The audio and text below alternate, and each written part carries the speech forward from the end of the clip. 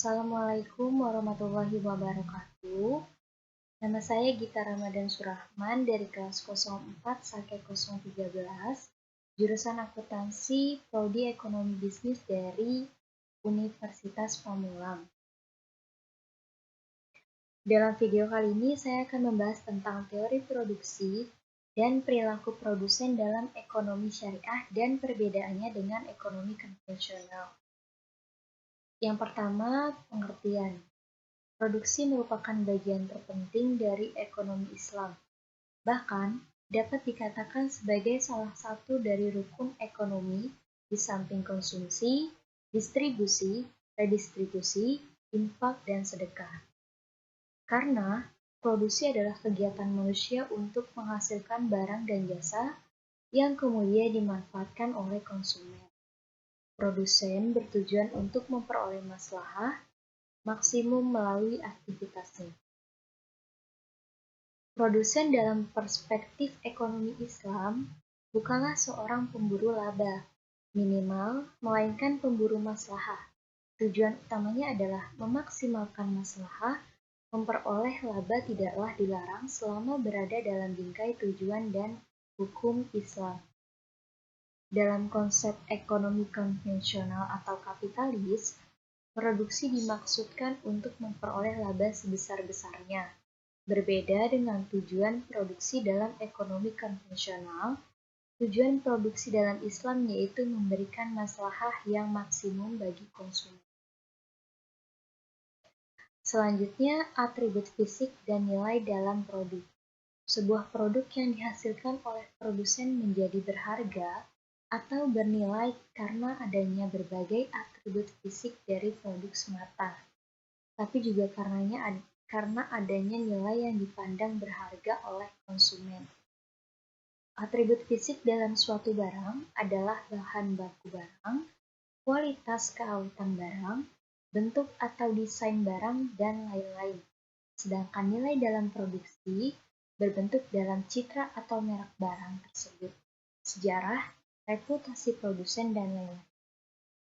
Dalam pandangan ekonomi Islam, produk merupakan kombinasi dari atribut fisik dan nilai.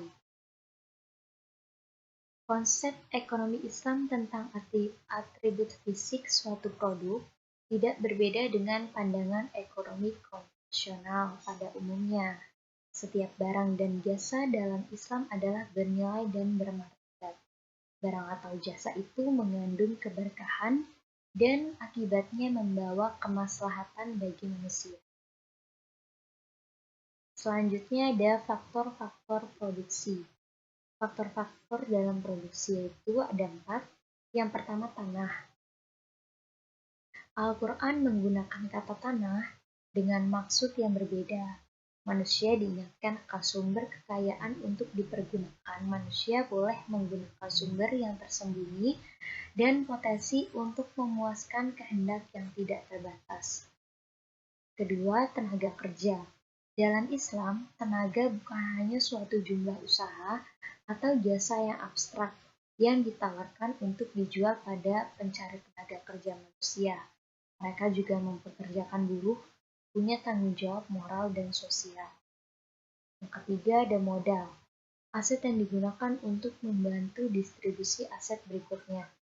Yang terakhir, ada organisasi. Bisnis tidak akan berjalan tanpa adanya usahawan dalam sebuah organisasi. Dengan adanya usahawan, proses perencanaan, pengorganisasian, pengaktualisasian, dan proses evaluasi akan berjalan dalam bisnis. Selanjutnya ada tujuan produksi. Tujuan dari kegiatan produksi mencapai 2 hal pokok pada tingkat pribadi Muslim dan umat Islam. Yang pertama, memenuhi kebutuhan setiap individu. Di dalam ekonomi Islam terdapat faktor itqan atau profesionalitas yang dicintai Allah dan ihsan yang diwajibkan Allah atas segala sesuatu dalam kegiatan produksi. Pada tingkat Muslim, tujuannya adalah merealisasi pemenuhan kebutuhan baginya.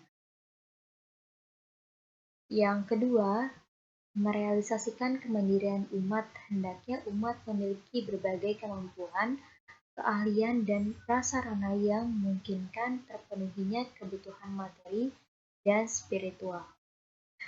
Dalam upaya merealisasikan pemenuhan kebutuhan umat, ada beberapa hal yang perlu dilakukan, yaitu yang pertama melakukan perencanaan, yang kedua mempersiapkan sumber daya manusia dan pembagian tugas yang baik, yang ketiga memperlakukan sumber daya alam dengan baik, yang keempat keragaman produksi dalam rangka memenuhi kebutuhan umat, dan yang terakhir mengoptimalkan fungsi kekayaan berupa mata uang.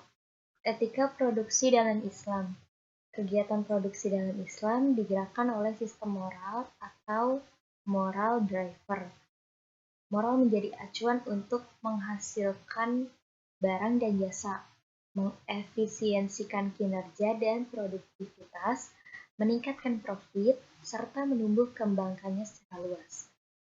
Dalam Islam, perilaku produksi adalah manifestasi ibadah, moralitas, dan ketundukan manusia pada Tuhannya. Meniadakan dimensi moral menyebabkan aliansi ekonomi dari kehidupan manusia. Produsen dalam Islam mengimplementasikan nilai moral dalam Al-Quran dan As-Sunnah dalam hal memenuhi permintaan konsumen, proses produksi, memperoleh modal, pertumbuhan usaha, serta diverifikasi produk untuk kelangsungan usaha. Selanjutnya ada prinsip-prinsip produksi dalam Islam. Al-Quran dan hadis memberikan arahan tentang prinsip-prinsip produksi sebagai berikut. Yang pertama, tugas manusia di muka bumi sebagai khalifah adalah memakmurkan bumi dengan ilmu dan amalnya. Yang kedua, Islam selalu mendorong kemajuan di bidang produksi melalui penelitian, eksperimen, dan perhitungan dalam proses pengembangan produksi. Yang ketiga, teknik produksi diserahkan kepada keinginan dan kemampuan manusia. Yang terakhir, dalam berinovasi dan bereksperimen, prinsipnya Islam menyukai kemudahan, menghindari mudorot, dan memaksimalkan manfaat. Adapun kaidah-kaidah dalam berproduksi adalah yang pertama, memproduksi barang dan jasa yang halal pada setiap tahapan produksi, mencegah kerusakan di muka bumi termasuk membatasi polusi, memelihara keserasian, dan ketersediaan sumber daya alam. Produksi dimaksudkan untuk memenuhi kebutuhan individu dan masyarakat serta mencapai kemakmuran. Produksi dalam Islam tidak dapat dipisahkan dari tujuan kemandirian umat. Meningkatkan kualitas sumber daya manusia, baik kualitas spiritual, mental, dan fisik. Selanjutnya ada biaya produksi. Biaya produksi adalah semua pengeluaran perusahaan untuk memperoleh faktor-faktor produksi yang digunakan untuk menghasilkan barang-barang produksi oleh perusahaan tersebut. Untuk analisis biaya produksi, perlu diperhatikan dua jangka waktu. Yang pertama ada jangka panjang, yaitu jangka waktu di mana semua faktor produksi mengalami perubahan. Yang kedua jangka pendek, yaitu di mana sebagian faktor produksi dapat berubah dan sebagian lainnya dapat berubah. Biaya produksi dapat dibedakan di dalam dua macam, yaitu biaya tetap dan biaya variabel. Dan dalam analisis biaya produksi, perlu memperhatikan biaya produksi rata-rata dan produksi marginal. Dari segi sifat biaya dan hubungannya dengan output, biaya produksi dapat dibagi ke dalam 7 macam. Yang pertama ada biaya total, yang kedua ada biaya tetap total, yang ketiga ada biaya variabel total, yang keempat ada biaya tetap rata-rata, yang kelima biaya variabel rata-rata, yang keenam biaya total rata-rata, dan yang terakhir biaya marginal. Penerimaan adalah penerimaan produsen dari hasil penjualan outputnya. Terdapat 3 konsep penting tentang yang perlu diperhatikan untuk analisis perilaku produsen. Yang pertama ada total penerimaan produsen dari hasil penjualan outputnya. Yang kedua penerimaan produsen per unit output yang dijual, dan kenaikan TR yang disebabkan oleh tambahan penjualan satu unit output. Yang selanjutnya ada perbedaan teori perilaku produsen ekonomi Islam dengan konvensional. Yang pertama dari segi motivasi, para perilaku ekonomi dalam ekonomi Islam, motivasinya berproduksi hanya ingin mendapatkan maslahah, sedangkan ekonomi konvensional memaksimumkan keuntungan sendiri. Yang kedua ada teori rasionalitas, yaitu ekonomi Islam dibangun atas dasar ajaran Islam yang merupakan kaidah yang bersifat umum atau yakin. Pelaku ekonomi bertujuan mendapatkan maslahah, selalu berusaha untuk tidak melakukan kemubaziran, pasti akan berhubungan dengan risiko.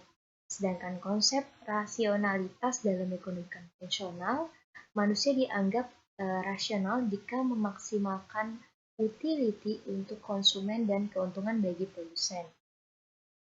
Yang ketiga, dari segi tujuan berproduksi, para perilaku ekonomi dalam berproduksi berusaha untuk mencapai falah di dunia dan di akhirat. Sedangkan ekonomi konvensional semata-mata hanya untuk kesejahteraan duniawi. Yang terakhir, perbedaan yang paling mendasar adalah dari sumbernya. Ekonomi Islam bersumber dari Al-Quran dan As-Sunnah atau ajaran Islam, sedangkan ekonomi konvensional yang berdasarkan pada hal-hal yang bersifat positivistik. Sekian yang dapat saya sampaikan dalam video kali ini. Sekian dan terima kasih.